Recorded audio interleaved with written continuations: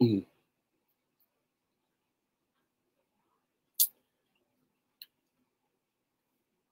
when they saw him from a distance, they did not recognize him, and they raised their voices and wept. And they tore their robes and sprinkled dust on their foreheads or on their heads toward heaven. And they sat with him on the ground 7 days and 7 nights.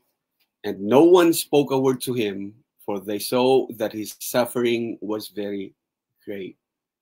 May the Lord bless the reading from Job chapter 2, verse 12 and 13, ESV. Blessed everyone and welcome to our live stream. Again, this is your brother in Christ, Jose Riboy Perez Cariaga. Muli na namang nagbibigay pugay, bumabate sa lahat ng mga kaibigan natin, kapatiran at lahat ng mga tumatangkilik sa broadcast na ito.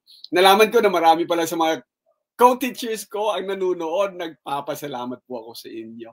And I'm honored na mapakinggan ninyo or makasama kayo sa pag-aaral na kagaya nito. Thank you very much.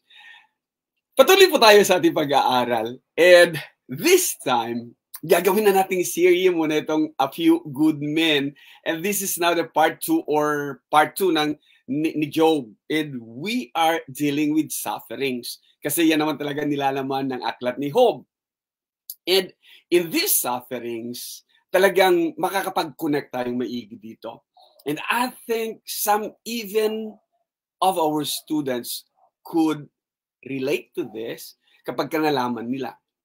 Sa sufferings kasi, maraming presumptions na lumalabas. Maraming common beliefs na minana pa natin sa ating mga kanununuan na ang mga beliefs na to ay magkaminsan sinasabing, pagsubok lamang yan para lalo kang tumatag. Pagsubok lamang yan para alisin ang anumang mga hindi gaanong sigurado para it's kind of purging or strengthening.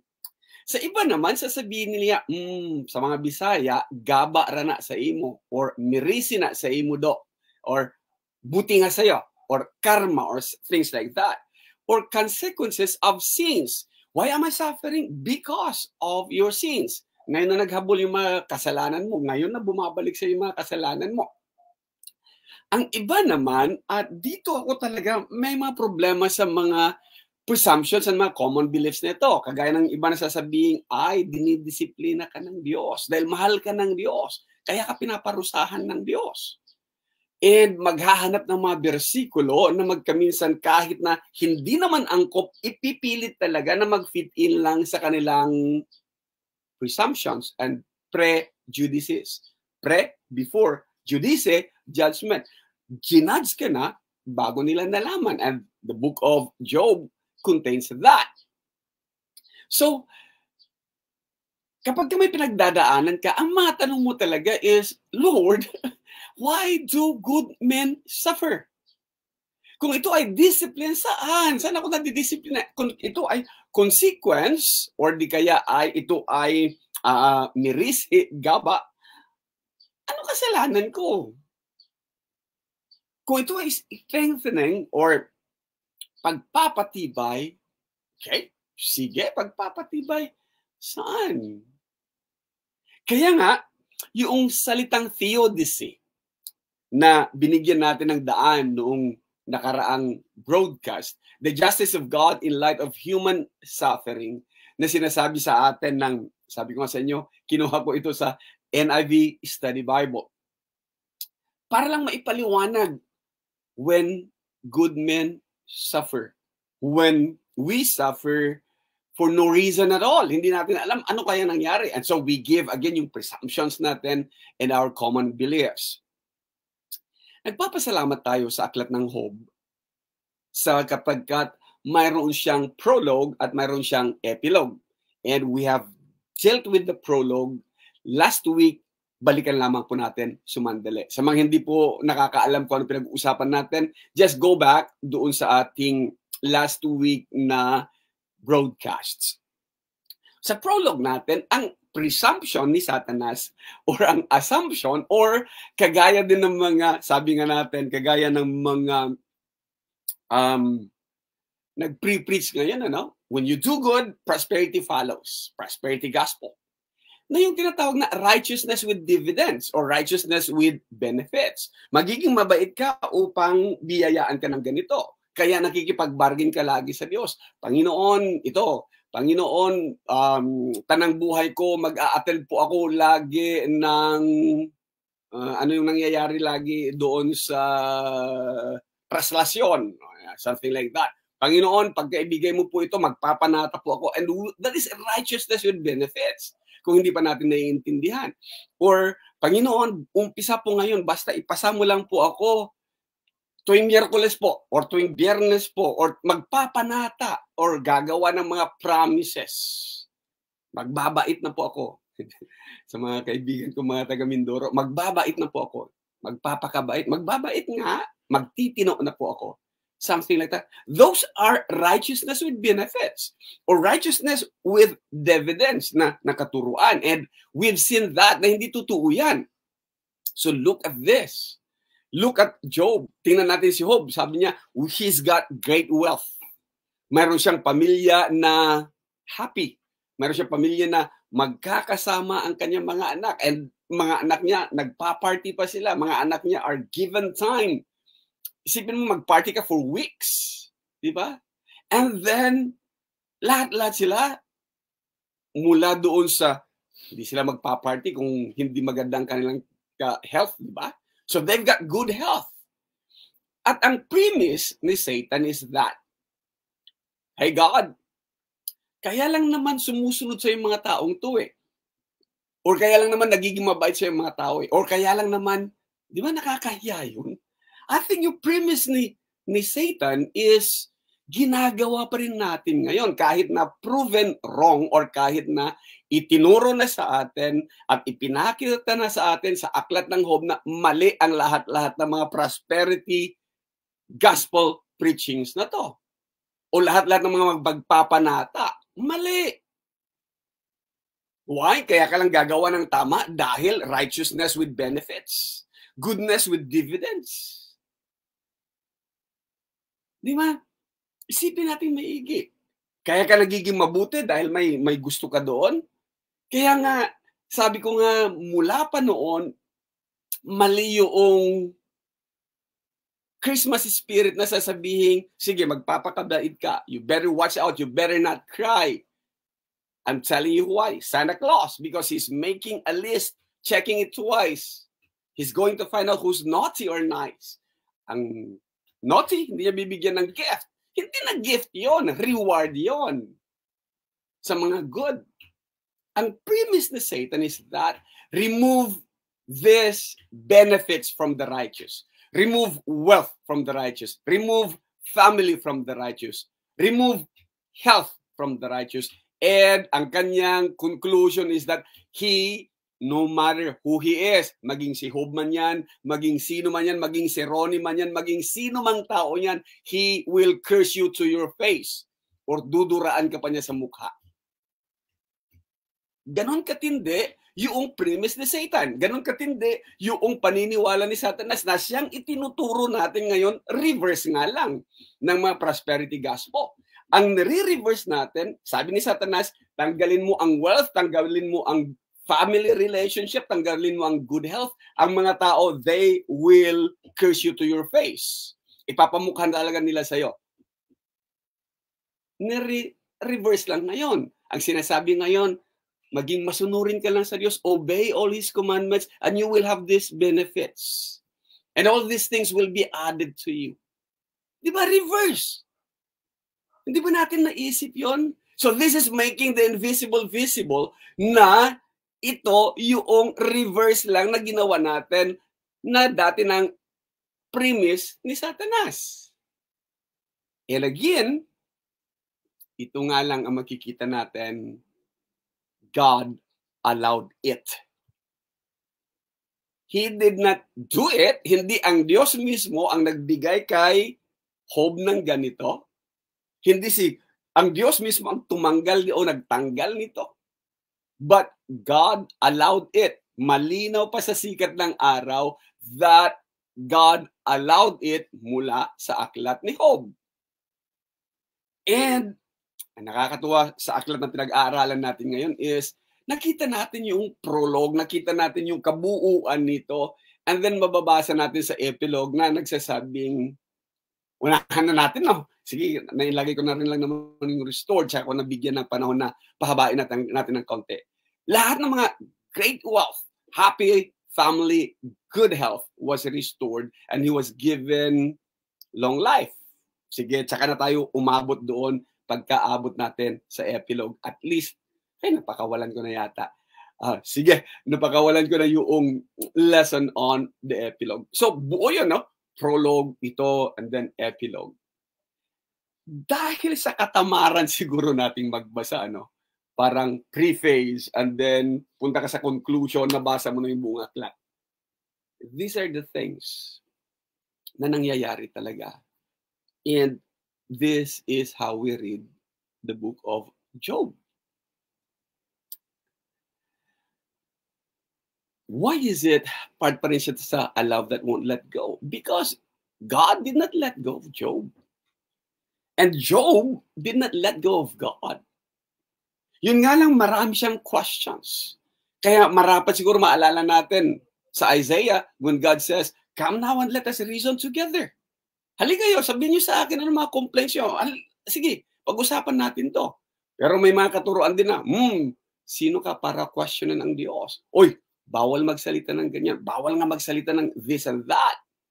So, curtailed tayo, no? Pinigilan tayo. Kaya nagsusumigaw magkaminsan yung damdamin mo na, bakit ako? Bakit sa akin nangyayari to?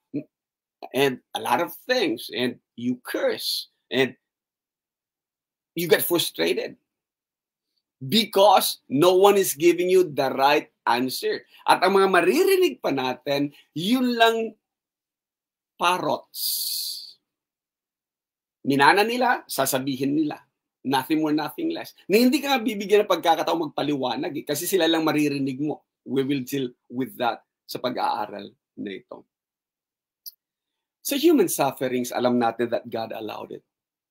And I've been questioning, did God entice Satan to it or to do it?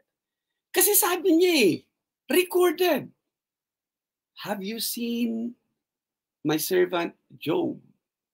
Hindi sana napapansin ni Satanas si Job kung hindi niya sinabi, hey, taningli ka nga, kita mo si Job, bait no? So, did God incited Satan to do something for Job? Siya yata yung, kita mo, bait no? Parang, wala, yan, akin yan. Kahit anong gawin mo dyan, akin yan. Is he inciting Satan to do something dito sa nananahimik na Job na to? So, sino nag-initiate? Para mapansin. Kaya mas maganda yung tahimik ka lang, no? Katawagan ng mga kabataan ngayon, low-key ka lang. Para sa ganun ay hindi ka gaanong pansinin, wala ka sa radar ni Satanas, ano? Kasi dati-rati, parood pa rin doon Satanas sa buong mundo, to and fro, up and down, hindi niya napapansin si Job, hindi niya napapansin ang isang righteous man na kagaya ni Job, hanggang God showed, particularly singled out Job na sinasabing, hey, taning, lika. Satanas, tingnan mo, bait no? And na-focus ngayon ang atensyon ni Satanas kay Job. Righteousness with dividends kasi ginagawa mo sa kanya. Pinoprotektahan mo Righteousness with benefits. Binibigyan mo Pinapalago mo negosyo niya Pinapadami mo mga bagay-bagay na sa natural utang na loob yan. Hindi love. Natural benefits yan. Hindi pagmamahal. Hindi righteousness. Yun ang ibig pakita ni Satanas. On which, yun din ang gustong gawin ng marami ngayon na mga preachers and pastors in the guise of being religious. Sumunod ka para mag-benefit ka. Tayo naman, benefits yan Benefits na lang, wag na yung righteousness. Kaya some follow, some obey without the heart. In the guise na, I'm doing it for God. Nah, you're not doing it for God. You're doing it for your own. Because you're benefiting from it. Hindi talaga pagmamahal sa Diyos. Kaya nga issue pa rin yun, yung parent support. If it's done out of obligation, then it's not love. Ganon din ang gift. Ganon din ang grace. Kaya ang hirap ng ibang tao talaga maintindihan yung biyaya ng Diyos. Because our mind are conditioned to do things like this. Again, balikan natin yung theodicy. Theo, from Greek God, dike, justice, is the explanation of why a perfectly good, almighty, all-knowing God permits evil. Ayon sa Britannica, the term literally means justifying God. Sa theodicy, makikita natin ito siya doon sa problem of pain. C.S. Lewis, may magandang aklat dyan. It is vindicating God. So lahat-lahat ng mga nangyayaring masama sa iyo, palalabasin mo pa rin na mabuti ang Diyos. Sa pamamagitan ng mga lawyers of God or sa pamamagitan ng mga would like to lawyer for God. Where God never asked na ikaw maging lawyer niya. Ang iba magpapaliwanag talaga, didepensahan nila, they will defend the honor of God. Why am I suffering? What have I done? And hindi mo naman hinihingi yung idea ng iba, no? They will explain it to you. They will defend the honor of God. First question is, hiningi ba ng Diyos na depensahan mo siya? Hindi ko mahanap. Balik-baliktan natin yung scriptures, wala akong makitang ganon. Tuloy tayo. Pero may mga examples ako na mababasa. Si Jeremiah, at one time, lumapit siya talaga eh. Sabi niya, Lord, usap nga tayo. Then whenever I complain to you, Lord, you are always fair. Fair ka naman eh. But now, I have questions about your justice. Ang lakas ng loob ni Jeremiah, no? Akala ko ba, hindi mo pwede, sino ka o potter? O sino ka o clay to question your potter? Diba? You're just a clay. May magasasabi ba ang clay how the potter will mold him? Yet Jeremiah said, direct, no? Diretsahan question. I have questions about your justice. Ano napansin niya? Why is life easy for sinners? Or sa iba, sa mga nasanay ng King James, why does the wicked way prosper? Oo nga naman, no? Lahat ng mga lords, nagpra-prosper. Diba? Gambling lord, nagpra-prosper. Drug lord, nagpra-prosper. Why are they successful? Kaya nakikita ko yung ibang mga memes, ibang mga posts sa Facebook sinasabing talent, dedication, and a little illegalities make you successful. Kailangan talaga maging illegal para maging successful. Bagamat may sagot ito, Jeremiah chapter 12, when you read it, may sagot ang Diyos doon. Hindi ko na kailangan i-deal sa bagay na yan. May ibang party pa sa Psalm chapter 73. Though this one is ascribed to David, mas naniniwala po tayo na hindi ito kay David. Wherein, diretsahan niya sinabi, God is indeed good to Israel. That's a given fact. That's a fact. Kanino? To those who have pure hearts. E paano yung impure? And then, sumunod. Nagkaroon na siya ng doubt. I nearly lost confidence. My faith was almost gone because, ano yun ulit? I was jealous of the proud when I see that things go well for the wicked. Kaya nga magkaminsan sinasabihan din ako eh. Ulitin natin, ano? Yung Chinese principle na naintindihan, narinig natin, and siguro cliche na ito. Hindi ka daya, patay. Daya ka, patay. Yan. Mabuti pa, mandaya. Kasi pareho lang mamamatay in the end, pero at least makinabang. These things really are hirap ipaliwanag, ano? Yan, again, ulitin natin yung theodicy na yan. Yung the problem of pain. Sa mga, may isang aklat talaga dito si C.S. Lewis. Theodicy, as a theological construct, attempts to vindicate God in response to the problem of evil. Problem of evil. That appears inconsistent with the existence of an all-powerful and all-loving, graceful God. Kanino mang idea ang gusto mo, either gamitin mo man dyan si Irenaeus, gamitin mo man dyan si Augustine, gamitin mo man dyan yung the ox, si Aquinas. Oh yeah. Either, sino man sa kanila. Leibniz. Yan. Gamitin mo man sino sa kanila. Ang kanilang idea, pagpapaliwanag about theodicy, it's all up to you. Pwede nyo hanapin ang mga pangalan na yan and recheck them about theodicy. Hindi ko po pupuntahan at magsisigway sa kanila ngayon. Some other things, but you can follow them up. Oh, yung human sufferings, when mishandled, you add misery doon sa nagsasuffer.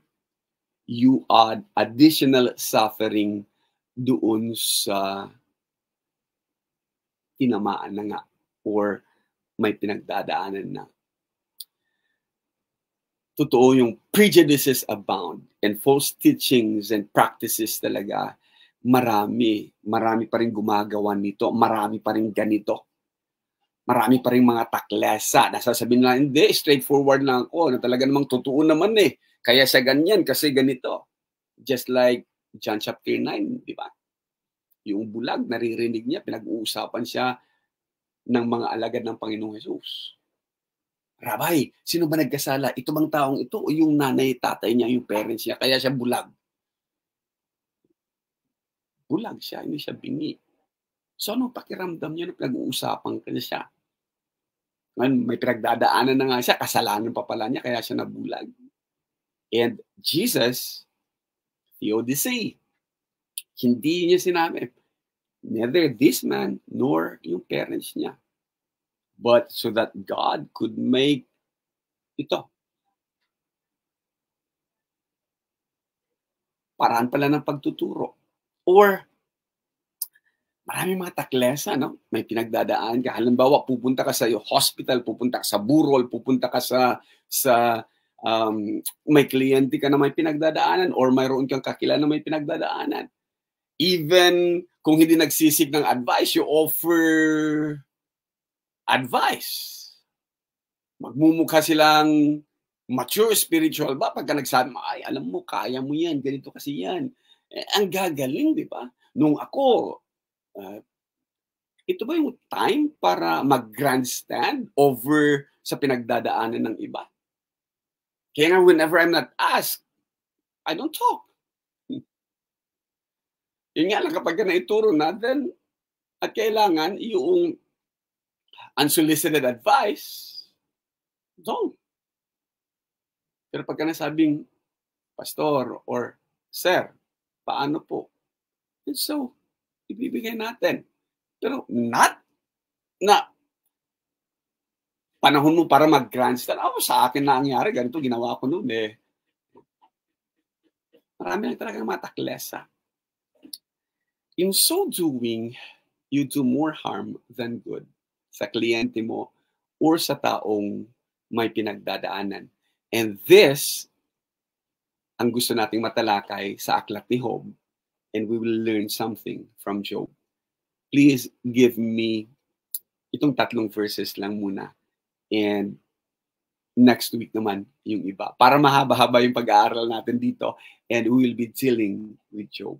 Job chapter 2, verses 11 down through 13, pag-aralan natin paano gawin itong mga bagay-bagay nito. Let's move. 3 of Job's friends were Eliphaz from the city of Teman, Bildad from the land of Shoa, and Zophar from the land of Naamah. Makinig. When they heard how much Job had been suffering, their friend, they decided to go and comfort him. Itong mga kaibigan ni Job, must have been kaibigan niya noong maganda pa ang buhay niya. Kaibigan niya noong successful siya. So tama yung kasabi na, a friend in need is a friend indeed. Pero mas gusto ko siguro, kasi nga sa akin yung word na to, mas gusto ko siguro yung ibang paraan, sabihin yung a friend in need is a friend indeed. Ang kaibigan sa panahon ng pangangailangan ay totoong kaibigan. And they gathered together. They decided among themselves to go and see an old friend to comfort him. Ayon kay Miriam, yung kanyang comfort. Kaya ginamit ko to, no? A friend in need is a friend indeed. Hindi sa ngawa, kundi sa gawa. Kasi maraming sasabing, kaibigan kita, puro lang ngawa naman wala namang ginagawa. Mas maigi, kaya hiniwalay ko yung indeed, yung totoo, kundi indeed, sa pamamagitan ng gawa. Ayon kay Miriam, comfort is a state of physical ease and freedom from pain or constraint. Yan daw ang gusto nilang ibigay sa kanilang kaibigan. Physical ease, freedom from pain or constraint. That's their purpose. The easing or alleviation of a person's feelings of grief or distress. Anong gusto nilang gawin? Bigyan siya ng comfort. Purposive yun to comfort him. And verse 2 or verse 12 says, while they were still a long way off, they saw Job, but did not recognize him. Paano hindi mo marirecognize? Ang mga kaibigan natin, familiar sa atin ang mga yan, silhouette pa lang nila, anino pa lang nila, alam natin. Yung kanilang mannerisms, alam natin, kahit malayo yan. Yun, kilala ko yun, ganun maglakad. Pagka ganun maglakad, si Ronnie yun. Or, alam ko kung sino yon. Di ba? Familiarity. Sometimes, alam natin, kahit na yung boses pagsasalita pa lang, alam natin kung sino yan. Yet this time, from afar, hindi nila ma-recognize si Job o si Job. Was it because siguro noong kasama pa nila si Job, during those happy days, mataba pa si Job? And siguro nga na-disfigure si Job. Siguro nangayayat nga sa tindi ng kanyang mga pinagdadaanan. Or sa tindi ng kanyang pinagdadaanan, nasanay sila na may alalay lagi yan, may mga kasamahan lagi yan. Ito ngayon, alone and abandoned, mag-isa siya na nakaupo doon. Walang katulong, walang kasama, na wala man lang magtanggal o wala man lang, siguro napagod na siya ng katataboy sa mga flies. Langaw around him because of his sores and boils. And nung ma-recognize nila, kawawa naman yung kaibigan natin, they tore their clothes in grief and threw dust into the air, wailing.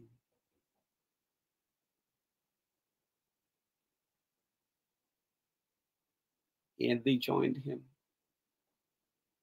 Hindi man common sa atin ngayon ito, yung throwing dust into the air, being in sackcloth or being in ash. But that's common practice for mourning sa kanilang panahon, or common practice for someone na may pinagdadaanan sa panahon nila. And so what they did, then they sat there on the ground with him for 7 days and nights without saying a word because they saw how much he was suffering. So verse 13. Sa verse 11, we know that friends came to comfort him. Paano sila nagbigay ng comfort? And dito ko tatapusin ang broadcast na ito. How to comfort a friend? Here are things that you could easily learn from Job or from Job. Here are the things na ipinakita ng mga true friends ni Job. We call them friends this time because that's what was given na description sa kanila. Again, they decided to see Job to purposefully give him comfort. Purposeful comfort, paano nila ginawa? Number one, nakita nila, they first saw how much he was suffering. Assessment. In-assess nila yung sitwasyon. Si Job, nakaupo, mag-isa. Wala man lang nagtataboy ng mga langaw sa tabi niya. Talaga namang nangayayat na yung kaibigan natin. Talaga namang ganito ang nangyari na sa kanya. Good assessment. They saw how much he was suffering. Nagtatalak ba sila? Nagsalita ba kagad-agad sila? Or di kaya ay nag-offer ba sila ng comfort? No. Listen, ang unang-unang ginawa nila, they assess the situation, and when they have assessed the situation, pangalawa, they sat with him.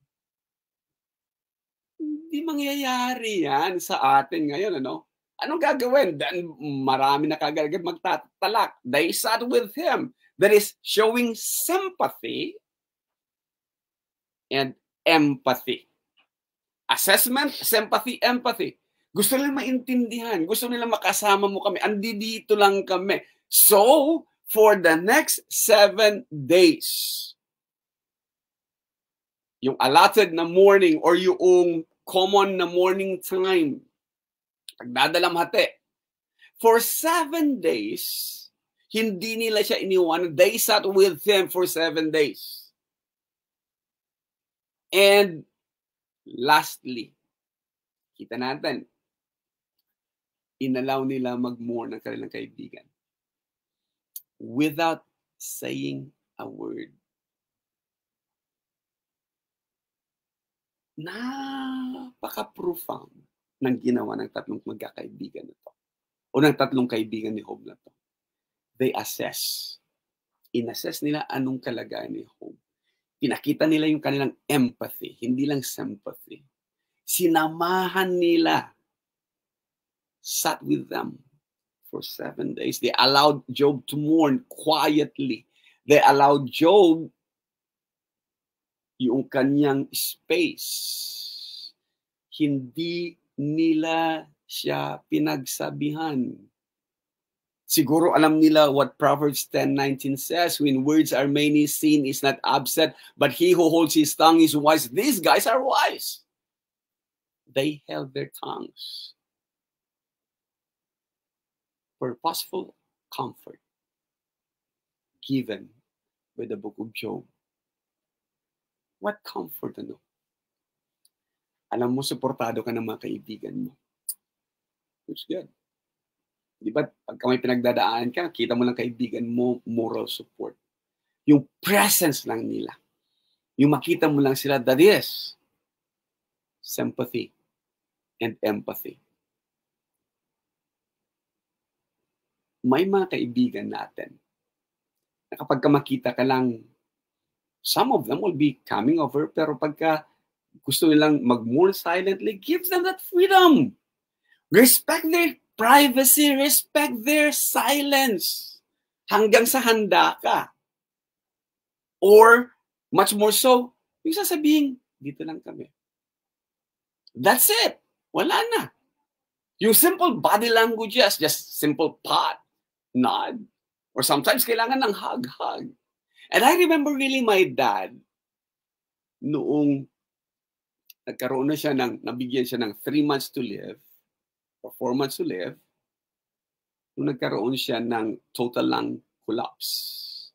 And he was in the hospital, ando doon, naka-oxygen mask, nakahiga doon, mayroong mga aparato, may mga nag-blink sa likod, kasi nga may COPD, total lung collapse ito. So sabi ng mga doctors, he's got this months to live, dinireach ako, and sinabing hindi na mawawala sa kanya yung kanyang oxygen, kasi that time natanggalin mo yung oxygen, walang lungs na magpapump ng oxygen sa kanyang katawan, sa kanyang brain. So, kailangan. And because nabalitaan ng mga pastores at saka ng mga ministro at ng mga kamag-anak, they talagang sabay-sabay na pumunta sa hospital. At pagdating sa hospital, nakita nilang kalagayan, they assess the situation, kita nilang kalagayan ng aking tatay, ng aking papang, and gusto nilang i-lift up yung spirits ni papang. Gusto nilang palakasin yung kanyang mood. And so, sabi na, Brad, kumusta? At marami sa mga preachers na nagbibiron at pinapakita talaga na parang jolly. Brad, kumusta ka, Brad? Brad, kumusta man ka? Bisaya man. Brad, kumusta man ka? Kita mo na nga, na-assess mo yung sitwasyon na nakahiga nga, naka-oxygen, sasabihin mo pang kumusta. And what my father did, hindi ko makakalimutan. Tinanggal niya yung kanyang oxygen, ibinaba niya, tapos sabi niya, kung ikaw kaya nasa kalagayan ko, anong isasagot mo? And then, ibinalik niya. Kung ikaw ba naas akong dapit, kung sa may isulti nimo. And then, ibinalik niya. And I was shocked. Tahimik. And then, napansin namin, umuuga yung kama niya. And he was silently laughing. Ganun ka mapagbiro ang tatay ko. And they were silenced. Hindi ba? Indirectly sinasabi niyang, hey, guys, choose your words. Oh, marami pa tayong pag-aaralan sa Aklat ni Job. Subalit, dadaanin natin ito sa susunod na mga linggo. Body language, mere presence are more comforting than words. Maraming salamat po sa pagsama ninyo sa akin ngayon. At maraming salamat po sa mga patuloy na tumatangkilik sa ating broadcast. Patuloy na nagbibigay ng kalakasan sa inyong lingkod. Patuloy at lumalaki yung mga base natin, yung mga kasamahan natin. Ipapasalamat po ako sa kahit na pabirong sasabihin, kaya idol kita. And thank you so much. Flattering po. Pero nagpapasalamat po ang inyong lingkod. To God be the glory. Ulitin ko, Jose Roniboy Perez Cariaga po. Thank you.